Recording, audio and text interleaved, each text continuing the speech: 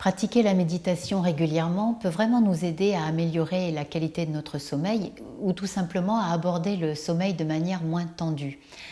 Pour ça, je vais vous présenter quelques exercices. Le premier, je l'appelle resynchroniser corps et esprit. Il s'agit de s'asseoir dans sa chambre, par terre ou sur un coussin de méditation si on en a un, ou sur une chaise si on préfère, les yeux fermés, et on passe en revue ses sensations corporelles, c'est-à-dire le poids de ses pieds sur le sol, la tension des jambes, le poids du corps et du bassin sur l'assise, la verticalité du buste, le cou, la tête, bref, on passe en revue son corps, ses sensations corporelles, et ça nous permet très simplement de réintégrer notre corps, je dirais de réhabiter ce corps qu'on a peut-être un peu oublié tout au long de la journée dans diverses activités. Le deuxième exercice consiste à accueillir notre anxiété ou nos inquiétudes. Si on se sent un peu submergé par l'anxiété, s'asseoir dans une saine immobilité et dans le silence est de toute façon une bonne idée. Et puis ensuite, on regarde de quelle nature est cette anxiété. Quel goût elle a? Quel goût elle a précisément dans la bouche? Est-ce qu'elle nous serre la gorge? Est-ce que nous avons les mains moites? Est-ce que la température de notre corps est inhabituelle? Les battements de notre cœur? Bref, on essaie vraiment de décrypter très précisément cette anxiété, cette inquiétude et les impacts physiques qu'elle a sur nous, ce qui nous permet de la déconceptualiser et peut-être de la rendre un petit peu plus nôtre, un peu moins mystérieuse, un peu moins angoissante justement, et éventuellement pouvoir l'évacuer plus facilement en passant comme ça par les sensations corporelles. Le troisième exercice est un exercice tout à fait traditionnel qui s'appelle l'exercice des 3 gratitudes.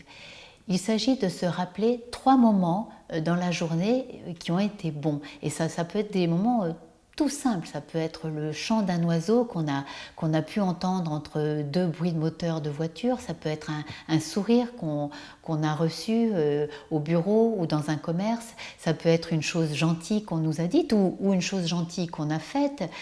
Ça peut être un message agréable reçu par mail. L'idée, c'est de se rappeler 3 moments de satisfaction que nous a offert cette journée. Et en passant comme ça du côté de la gratitude, du côté de la reconnaissance, du côté du merci, on se décrispe et on abandonne ce ressassement qu'on a plutôt l'habitude de nourrir en fin de journée. Le 4e exercice est en fait une pratique de bienveillance. On prend le temps de s'asseoir quelques minutes et cette fois-ci on ferme les yeux. Et on évoque une personne qu'on aime bien. Ça peut être un parent, ça peut être un enfant, un cousin, un ami, quelqu'un dont la simple évocation, la simple pensée fait monter de la tendresse en nous, fait monter un sentiment d'amour tout simple, une sensation de chaleur, de douceur.